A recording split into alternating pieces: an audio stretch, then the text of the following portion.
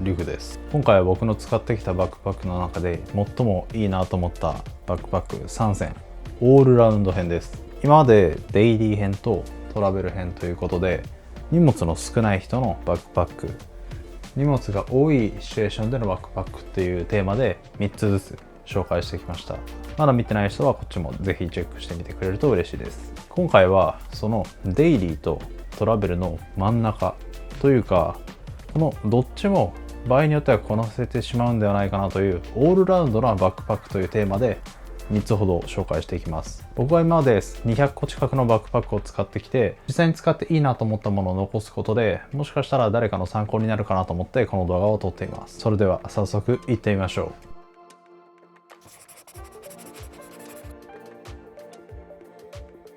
う。まず1個目はロフミアのデイパック V2 です。これはデイパック V2 の、M サイズになりますね。デイパックは M サイズと L サイズの2種類があって、かつその中でもインサイドとアウトサイド両方こうボトルポケットの、場所を選べるんですけど、これは M サイズのアウトサイドボトルポケットのモデルになってます。このバックパックはロフミアという日本のブランドでダイニーマという特殊な素材が使われているバックパック好きの中ではかなり人気の高いバックパックになっています。それではこのデイパック V2 の魅力を紹介していきます。まず最初の良かったところは、なんといってもダイニーマ製というところですね。ダイニーマという素材を簡単に説明すると、超軽量で非常に強度の高い繊維のことを指します。バックパックはコーディラバリスティックや X パックなど、強度や軽量性に優れているものは結構あるんですけど、この近年ダイニーマという素材結構注目されていて、よくダイニーマのディスクリプションで見るのが鉄の15倍の強度を持っていると言われています。結構アウトドアの登山系のバックパックなんかでは見かけるんですが、普段使いのバックパックでダイニーマ素材を使っているのは結構珍しいので、そういう意味でもかなり特別感のあるバックパックだと思います。ロフミアの何層にも加工されている表面生地はこう木目のような光沢があって非常にかっこいいです。まるで焼き杉のような見た目になっていて、こう背負っていてもオールブラックでミニマムでシンプルなんですけど、どこか見た目に深みがあるデザインになっているので、一般的なバックパックブランドのデザインよりも一段階レベルが高いなっていう印象です。普段使っていて思うのは、バックパックが好きな人がデザインしているんだなというのが感じられます。例えばこのメインコンパートメント、クラムシェルオープンになってますが、このメインコンパートメントのジッパーはこのダブルジッパーとは別にこの両端から開くことができるので、例えばこうやって背負った状態から前に持ってきて中にアクセスする際に必ずここにジッパーがついているので、すぐにメインコンパートメントにアクセスすることができます。それ以外にもこの取り外しができるフィドロック式のチェストストラップだったり、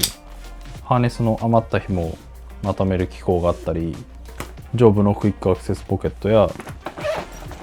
トップのアクセサリーポケット、 PC コンパートメントは別で備わってるんですが、このメインコンパートメントにこういう PC やタブレットを入れることができるポケットが入っていたり、あとは何といってもこのボトルポケットを外側内側選択できるっていうのも、かなりバックパック好きのこだわりを理解しているデザイナーが制作しているなというのが伝わってきますよね。サイズも選べるんですが、このバックパックは M サイズながら結構いっぱい入ります。ダイニーマというのは結構薄くて強力な素材なので、普段使いのバックパックとしても使えますが、結構物を詰め込んでしまえば、短期の旅行なんかもこなせてしまうぐらい万能なバックパックかなと思います。逆にデメリットを話しておくと、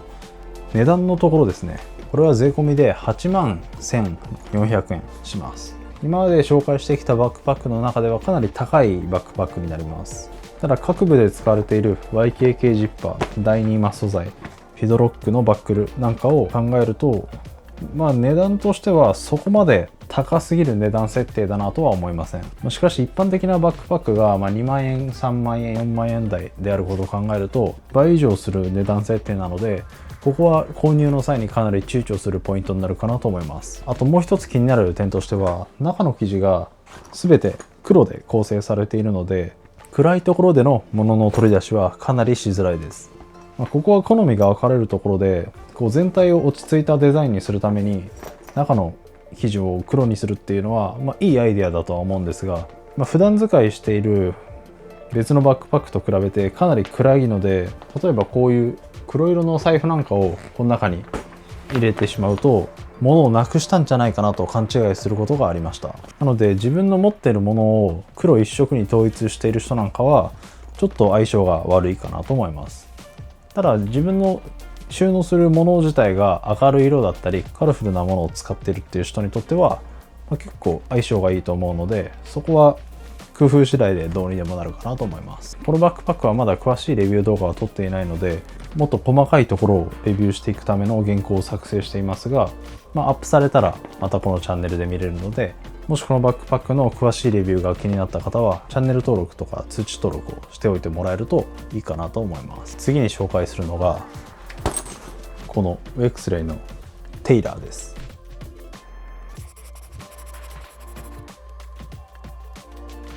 テイラープロパックというバックパックはまだこれも詳しくレビューできてないんですが、ウェクスレイは広告や他の方の YouTube チャンネルなんかでレビューされていてよく目にするかなと思うんですが、僕は今までアクティブパックっていうウェクスレイのバックパックを結構推していたんですが、このテイラープロパックを使ってからはもうウェクスレイのバックパックの中で最も優れているのはこのテイラープロパックだなと思いました。このバックパックはどんな人におすすめかというと、このぐらいの普段使いのサイズで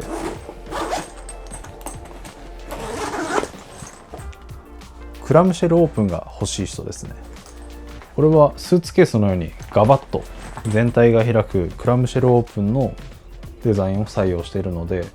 物をパッキングキューブで整理整頓したい人とか結構大きめのものを持ち歩きたい人にとってはかなり使いやすいデザインになっていると思います。あとは最近かなり人気が出てきているこのコーデュラバリスティックのナイロンを使われているので、普段使いでかなりガシガシ使っても傷つきにくいかつ汚れがつきにくいっていう点でも非常に優れているバックパックだと思います。コーデュラのバリスティックナイロンは結構重くて重量的にはデメリットも多いんですが、普段からガシガシ使って劣化とか汚れが気になる人にとってはかなり優れた素材なので、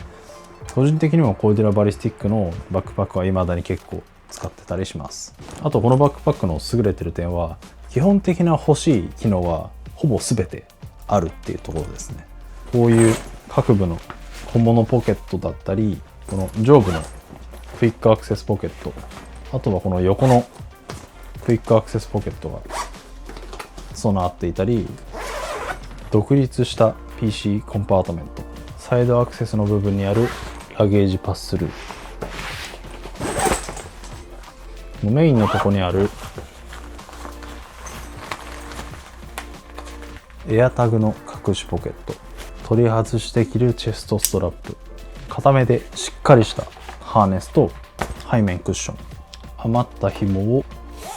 留めるやつ、もちろんボトルポケットも備わっています。良くない部分を言えば、このボトルポケットが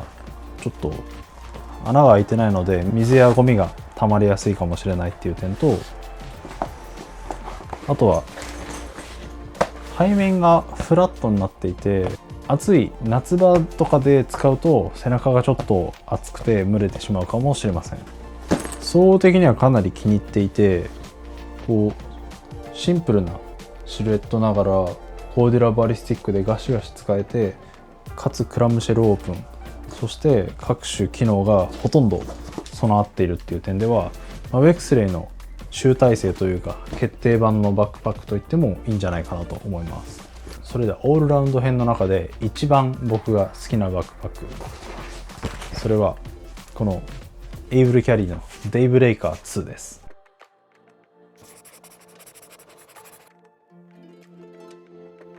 これは詳しいレビュー動画も出しているので、そこで詳しく語っていますが、とにかく使いやすいです。僕が今共同開発しているエレコムとのコラボバックパックの中にもこのデイブレイカー2の要素がかなり含まれています。そんなデイブレイカー2の魅力を紹介していきたいと思います。なんといっても普段使い、旅行、PC を持ち運ぶような用途や PC を持ち運ばないようなレジャーの用途、ありとあらゆるシチュエーションで使える汎用性ですね。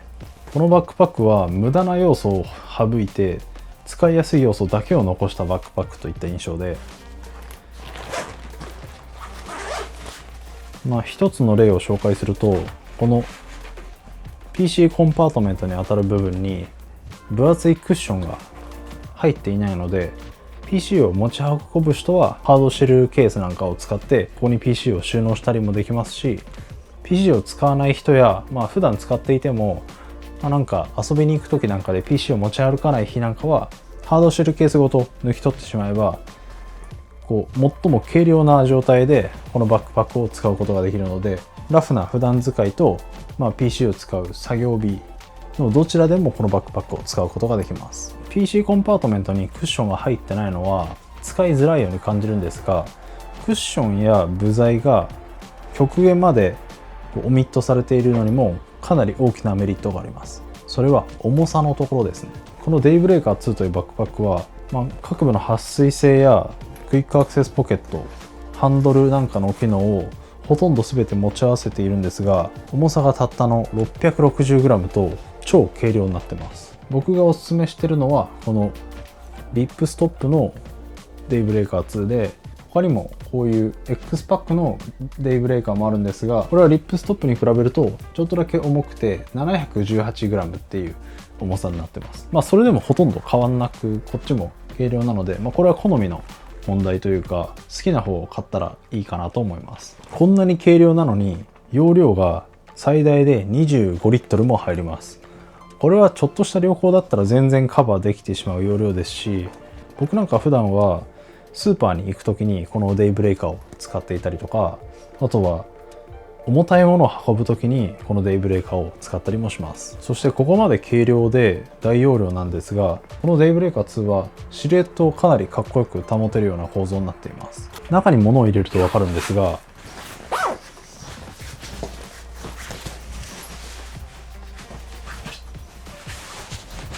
このトップの部分がちゃんと立つようになっているので、背負った時に縦長でかなりスタイリッシュなシルエットになっていると思います。こういう柔らかいバックパックでよくありがちなのが、この上の部分に物が収納されてないと、ここがグッと陥没してしまったりするんですが、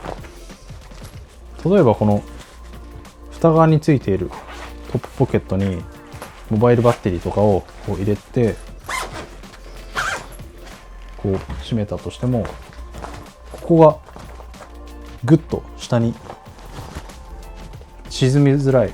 シルエットになっているので、ここが上がペタンコになってしまって不格好になってしまうということが発生しにくい